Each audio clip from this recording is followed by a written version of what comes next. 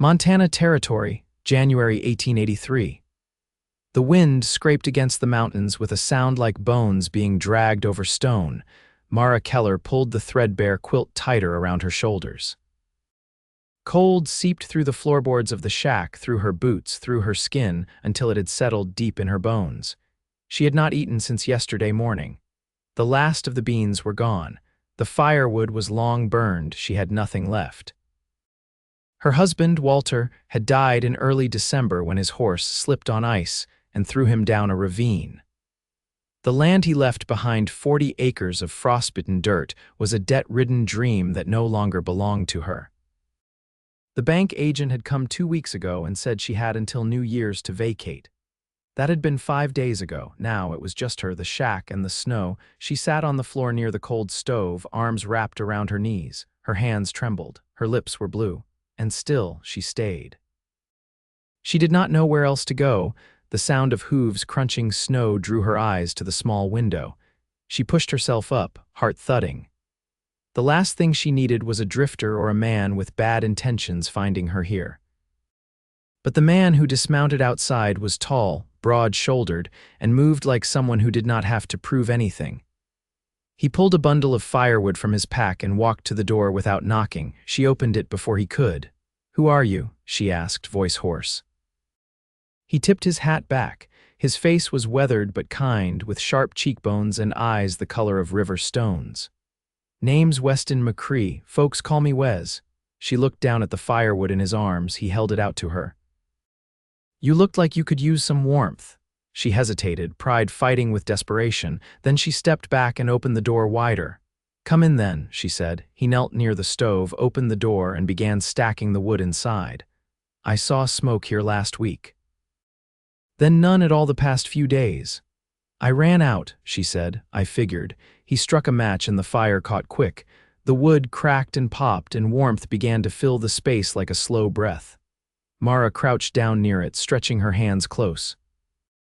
She should have asked why he was here, who he was, what he wanted, but the heat made her dizzy with relief. "You live nearby?" she asked, still watching the flames. "About 5 miles west, up by Burnt Ridge." She looked at him. "You came all this way to bring firewood?" He shrugged once. "I do not like seeing people freeze to death." She swallowed hard and looked away. He stood and glanced around the small shack. "You got anything to eat?" "No," she said. "Nothing left." He nodded, turned, and walked out the door. She stood to follow him, but he was already pulling jerky and a small sack of cornmeal from his saddlebag. "You do not have to." "I know I do not," he said, handing it over, "but I want to." Mara took it slowly, her fingers brushing his. She felt the calluses on his hands. He had worked hard, same as her. She looked up at him. "Thank you," she said. He gave a small nod. "You got a pot? I can make some grits." She blinked. "You cook?" "When I need to." She pulled a dented pot from under the counter and he got to work. He moved easily in the space, measuring water, pouring cornmeal, stirring with focus. The fire crackled behind him. The smell of cooking filled the air, warm and steady. She sat on the floor again, watching him. "You always help strangers like this?" she asked. He glanced at her. "Not always. Just the ones who look like they have not been warm in weeks." She gave a slow smile. It felt strange on her face. They ate in silence, except for the wind pressing against the walls. When she finished the last bite, she set the bowl down in her lap. "I had to sell the last of the goats to pay for Walter's funeral," she said quietly. "Then the bank came, said the land was not really ours, not after the debts." Wes nodded slowly. "I heard about that. You are Mara Keller, right?" She looked at him sharply. "I asked around in town," he said. "Someone said a widow was still up here past the deadline. I figured it might be you." She said nothing. "I lost everything once too," he said. "Not long ago, my wife and son died to fever in Kansas. I could not stay there. Moved here last spring, started over." Her throat tightened. "I am sorry." "I know you are." They sat quietly after that. The fire warmed the room. The snow fell outside, soft against the dark windows. "I should go," Wes said after a while, pushing to his feet. "You do not have to," Mara said before she could stop herself. He looked at her, eyes steady. "You want me to stay?" She nodded once. "I will sleep by the fire," he said. She pulled another blanket from the cot and handed it to him. He laid it out near the stove and sank down onto it with a quiet sigh. That night, with the fire still glowing and the storm howling outside, Mara slept for the first time in days. She slept knowing someone was near, someone who had brought wood and food without asking for anything in return, and when she woke at dawn, the fire was still burning. Wes was still there. She watched him from the cot, his hat pulled low, his breathing deep and steady. Hope was a slow thing, but it was there, and it had a name. The snow eased by mid-morning, thinning to a quiet drift.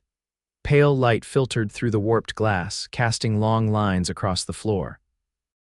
Mara stirred from the cot, stiff from sleep but steadier than she had felt in weeks. Wes was already awake, squatting by the stove with a small knife in his hand, slicing what looked like dried apple into a tin cup. "You sleep?" he asked, not looking up. "I did." Her voice came clearer today, less brittle. He handed her the cup. "Heat's gone out of it, but it's sweet enough." She sat on the stool and took a slow bite. The apple was tough but rich with a sharp tang. "You trade for these," dried him myself last August. "From a tree that barely bore anything the year before then suddenly gave more than I could carry." Mara chewed silently, letting the story settle. She set the cup down on the table, her fingers resting on the rim. "I need to leave this place," she said, not as a warning but as a truth made plain. "There's nothing here for me now."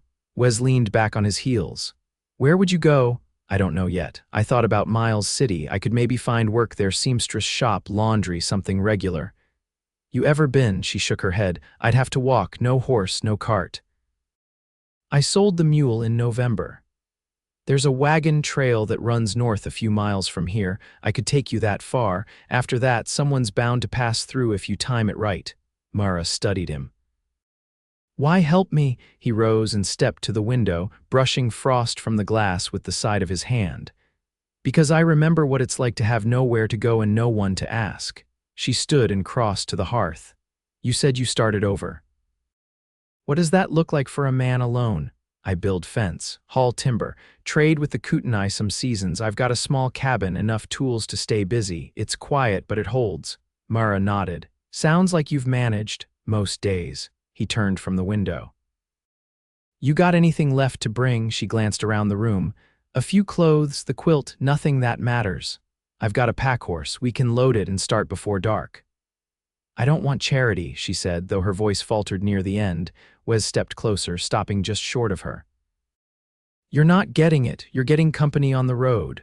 She met his gaze, steady now. "All right then." They packed in silence. She wrapped her belongings in the quilt and tied it with twine. Wes stepped outside and returned with a canvas roll from his saddle. He laid it out on the floor and began organizing supplies: jerky, a tin of salt, flint, a coil of rope. Each item had its place, carefully chosen. "You always this prepared?" she asked. He glanced up, one brow raised. "You'd be surprised how often a man needs a rope out here." She smiled, faint but real. "I believe it." By late afternoon, the light began its slow retreat behind the ridge. Mara stood at the door, wrapped in her shawl, watching the trees shift under the weight of snow.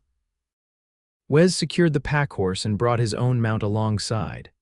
"Once we reach the trail, you can decide if you want to press on," or he stopped himself. "Or what?" she asked. He adjusted the strap on the saddle. "Or come back with me to the cabin for a time. Just to get your bearings." She didn't answer right away. The idea pressed against her chest, unsettling, unfamiliar, but not unwelcome. "I'll decide when we get there," she said. He nodded once. "That's fair." They set off, the shack falling behind them like a shadow finally cast off. The air was sharp, but walking brought heat to her limbs. Wes led the way without hurry, pausing often to let her catch her breath or adjust her bundle. The wind softened as they moved through the lower pines, the snow less deep where the trees leaned in close. As the light turned amber, he called to her gently, "Up ahead, that's the trail." She followed his gesture and saw the faint line in the snow where wagon wheels had passed weeks ago.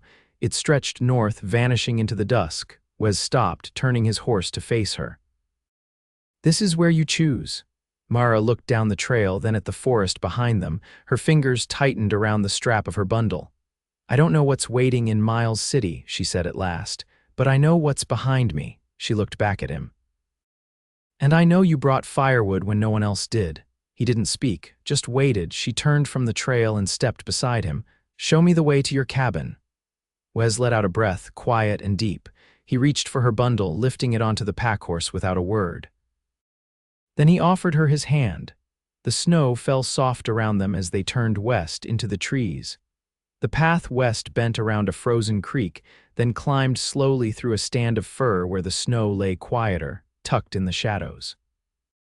Twilight blurred the edges of the forest, and the silence between them stretched long as hoofbeats softened over packed ice. Wes stopped just before a ridgeline and dismounted, motioning for her to wait. He walked ahead a few paces, scanned the tree line, then gave a short nod. Mara followed, leading the packhorse by its reins. Her fingers had gone stiff again, but she didn't speak on it. The quiet between them wasn't heavy. It was just there, like the trees, like the cold. Beyond the ridge, the land sloped into a shallow basin where a small cabin sat nestled against a rock outcrop, its low roof sloped under snow.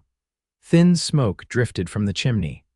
A corral stood empty to the side, its gates swung open.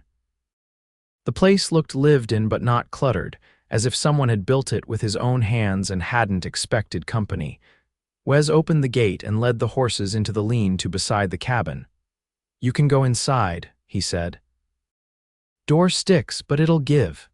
She stepped onto the porch and put her shoulder against the wood. It opened with a groan and warm air met her face. The scent inside was cedar, iron, and something faintly bitter tobacco, maybe. A fire burned low in the hearth, and two iron hooks hung over the flames, one holding a kettle, the other bare. She crossed the threshold slowly, not out of hesitation but reverence. The floor was swept, the table near the far wall cleared but for a lantern and a folded cloth. A single chair stood beside it. On the other side of the room, a narrow bed was tucked into the corner, covered in a thick wool blanket dyed with an old navy stripe. Above it, a small shelf held a Bible, a tin cup, and a folded scrap of paper weighted with a stone. Wes entered behind her, brushing snow from his shoulders. "It's not much, but it doesn't leak." "It's more than I ever thought I'd see again," she said, touching her fingers to the edge of the table. "I'll take the floor." "Got a spare blanket in the chest." "I didn't ask," she said, glancing at him. "I know you didn't." She turned toward the fire, letting the heat work into her toes. "You always keep it like this, tidy, I mean."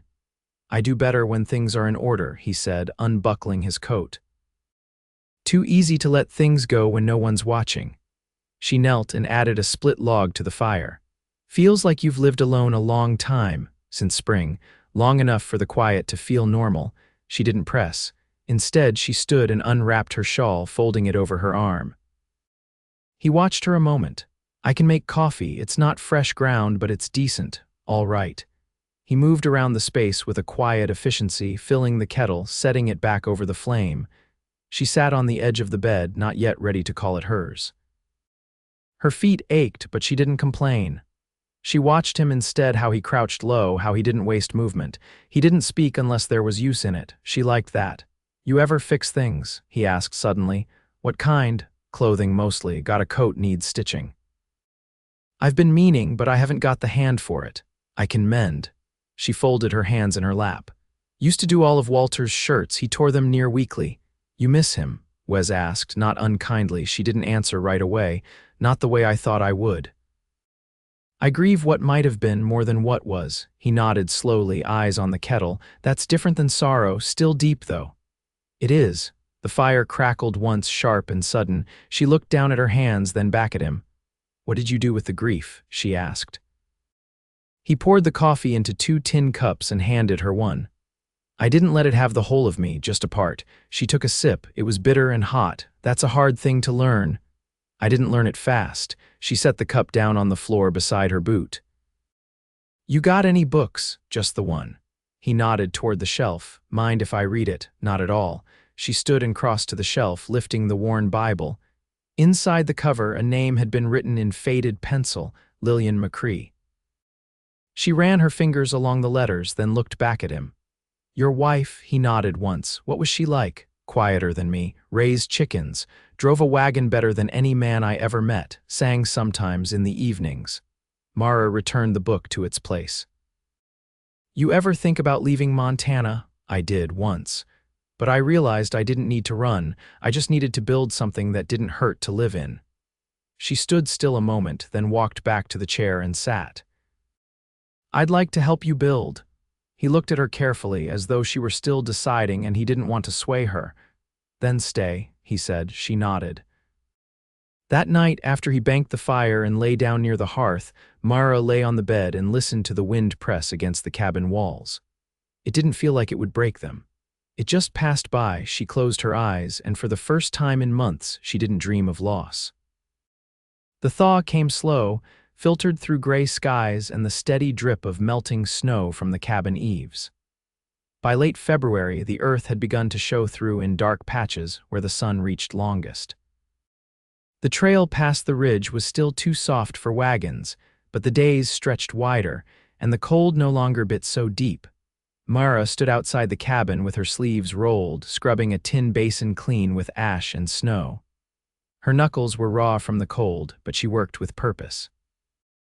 Behind her, Wes repaired the fence that bordered the western edge of the corral. The rails had bowed under the weight of winter, and he'd been working in sections, 2 posts at a time. Those rails need tightening at the end, Mara called without turning. I noticed, Wes replied, voice low and steady. You've got sharp eyes. She rinsed the basin, poured the water into a hollow stump, then dried her hands on her apron. I used to fix fence in early spring. Walter never had the patience for it. Wes paused, one hand resting on the hammer. You miss the work or the way it felt to do it for someone else? She walked over and leaned on the rail beside him. Neither, I just remember it clear. He looked at her hands, chapped, red, and steady. You've taken to the rhythm here. I'm not afraid of quiet, she said. Or labor, he nodded and returned to the post. I've got a neighbor down toward Red Willow, name's Ada. She raises sheep, might need shearing help come April. I'd take the work. She's Choctaw by way of Arkansas, settled here last year. Makes her own lye soap and doesn't trust doctors. Mara pulled a stray splinter from the sleeve of her apron. I'd like to meet her. Wes didn't say more. He worked the rail back into place, tapped in the nails, then stepped back to check the line. The fence held firm and straight. He offered her a glance. You want to try the next one? She took the hammer from him without hesitation. Later, they sat on the porch with their boots off, soaking their feet in shallow buckets of snowmelt. The sun had dipped below the ridge, casting the basin in a soft dusk. Wes passed her a tin mug, the steam curling up slow. There's a plant comes up soon, he said. Pasquiflower, grows out of the thaw like it's forgotten winter ever happened. She sipped the tea, bitter with spruce tips. You sound like you've been waiting for it. I wait for most things. But that one reminds me to pay attention. She looked out across the pines. I used to forget how many colors there were in a day. You don't out here. He leaned back on his elbows. That's what saved me after Kansas, not the building, just the noticing. She turned toward him. You think noticing is enough? It's a beginning. She set the mug down. I used to sew for other women in town. Hem skirts, stitch lace, patch sleeves. They'd bring gossip with their garments. I never listened much, but I remember the way they looked at me like I wasn't quite part of them. Not with dirt under my fingernails and no children to speak of. Wes didn't flinch. They must have been blind. She didn't smile, but something eased in her. I don't want to be looked at that way again. No one does. They sat in silence, not because words failed, but because they weren't needed. The night came gentle, and the wind moved through the trees like a hush. Inside, she lit the lantern while he stacked kindling for the next morning's fire. She pulled a needle from the basket and began stitching a tear in the hem of his overshirt. He watched her fingers move, careful and precise. You ever think about staying longer than a season? He asked. She didn't look up. I do. What would make you sure? She tied off the thread and bit it clean. Knowing the man who brought firewood meant to keep bringing it, no matter the month. He stepped forward, slow and certain, and held out his hand. I meant to. She took it, and there was no hesitation, only warmth and the shape of something lasting. That night, she didn't return to the bed alone. And the wind outside carried no sorrow, only the sound of spring coming. Sure as breath, by late March, the land had begun to wake. Shoots of green pushed up through the thawed soil near the cabin's south wall, where Mara had cleared a space with her hands, turning the earth slowly, as if coaxing it back to life. The creek near the edge of the basin ran high from snowmelt, its voice louder each day. Wes came in from the woods one afternoon with a brace of grouse and a quiet look on his face, the kind he wore when something had settled in his mind. Mara stood at the table, her hands dusted with flour, a crust half formed beneath her palms. "I saw a man out near the old trap line," he said, setting the birds down. "Told me the general store in Red Willow's lookin' to hire a clerk come summer." She wiped her hands with a cloth. "You thinkin' I should take it? I'm thinkin' it's your choice. But if you did, it'd mean more coin in your pocket and a bit of your own place in town if that's what you want." She crossed to the sink basin and poured water over her wrists. "I don't want a place in town.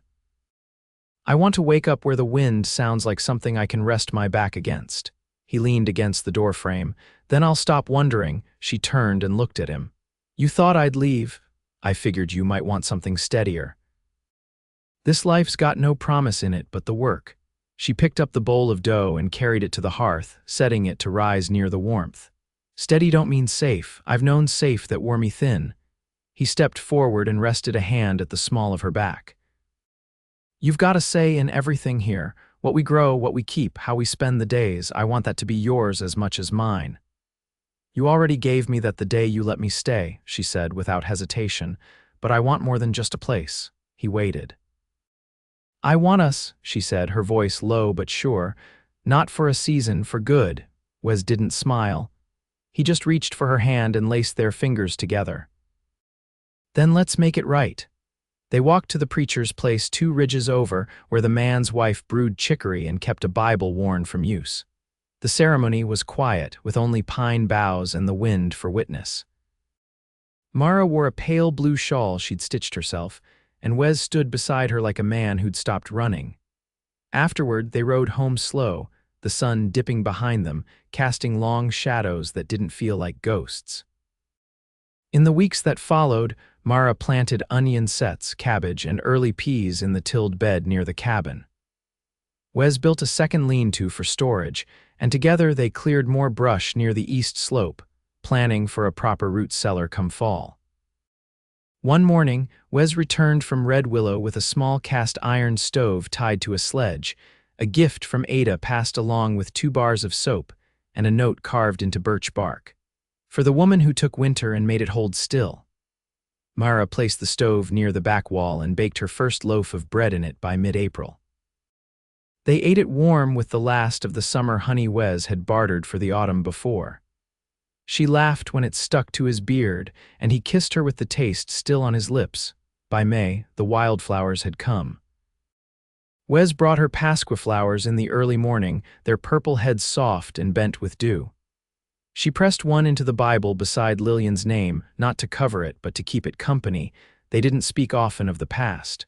When they did, it was in short sentences and quiet nods. But the future sat between them like a promise already kept. On the first warm evening of June, they sat outside with their boots off, watching the last light gather over the pines. "You ever think you'd be happy again?" Mara asked, her head resting against his shoulder. "I stopped hoping for it," Wes said. "Didn't mean I stopped needing it." She reached for his hand. "You think we'll be all right. I know we will." They didn't move for a long time. The air smelled of pine sap and the smoke from their chimney, and the only sound was the slow creak of the porch boards beneath their feet. Years later, people would still talk about the woman who came through a winter alone and stayed. They'd say she had eyes like a hawk and hands that could coax life from dry ground. They'd say the man beside her never raised his voice unless it was to call her name across the fields at dusk, and they'd be right. Because Wes and Mara McCrae lived the rest of their days in that basin beneath the ridge side by side. Work-worn and content with no need for more than what they'd built with their own 2 hands and the trust that had kept them warm from the start.